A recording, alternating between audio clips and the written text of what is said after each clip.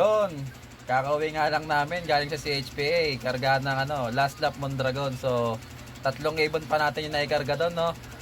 Sa nagsimula tayo ng derby ng 3 ibon, umabot tayo sa dulo ng 3 pa rin ng ibon. So, ayos na, medyo maganda yung natin. Hindi man tayo pinalad mag-clock, ma-perfect yung clocking. At least 3 pa rin sila. So, 2 pa doon yung naka-survivor. Bale, ang ng survivor, kailangan mag-clock sila sa last lap para pumarte sila. Bali pala no? Yung biyahe namin. Ayun, siyempre Agupit nag-ulan talaga. ulan. Ito yung Ayun. namin dyan. Yan. Ayun. Kaya, Dapat ayun. siyempre mag-gasolina rin yung mga amo, hindi lang yung Oo. mga So, alapatan. pakita lang namin sa inyo yung mga clips, no?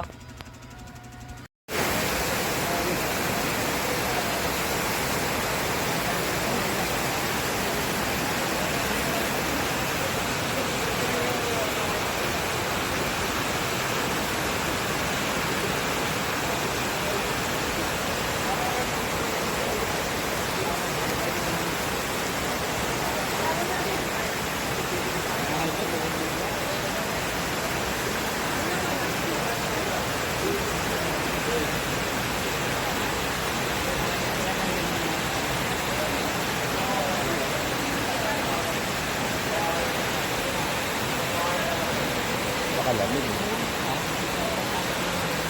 Ito kayo din kuya.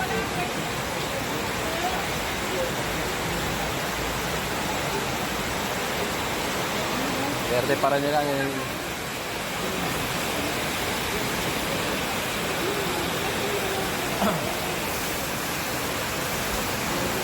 Yun, unang ibon natin ay stikiran, no? Silang Gunisa po yan. WPFC 8489.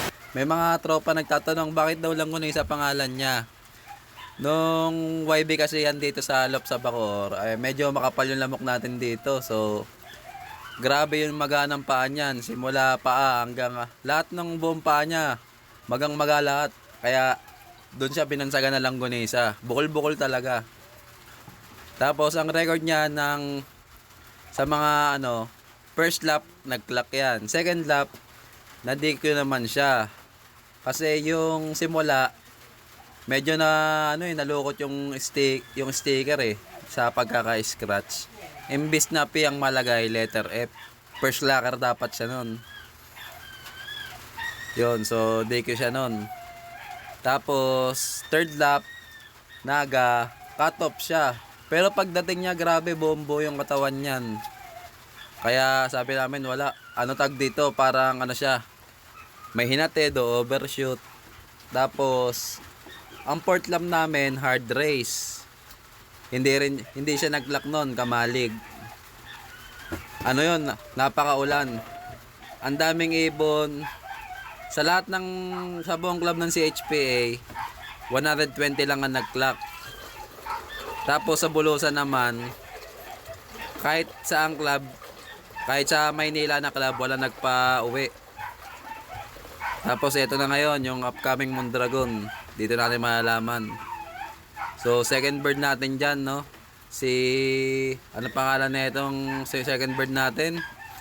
Si Bubbles po yan. Yan po yung multiple area polling winner dito.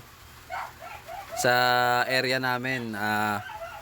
Humakot siya ng 3 hawla. Bukod pa yung mga cash prizes niyan. So, yan, ibon na yan. Nung nagka-smash siya ng Bulusan, halos 1 linggo yan nawala. Pero pagbalik niya, buo naman yung katawan. So napilitan pa rin kami karga kasi mukhang okay naman yung nag-alaga sa kanya. Lakas loob na. Last bird natin ay stikiran niya na po, si Salpok. Bale kinabukasan, pampito siyang clocker sa lahat. So maaga pa yan umuwi. So yan sana isa po yan sa mga naka-survivor natin, 2 sila ni Bubbles. So kahit sino po sa kanila mag-clock bukas, o kaya kung pala rin man 2 sila mag-clock, parte na po yan bukas sa area survivor.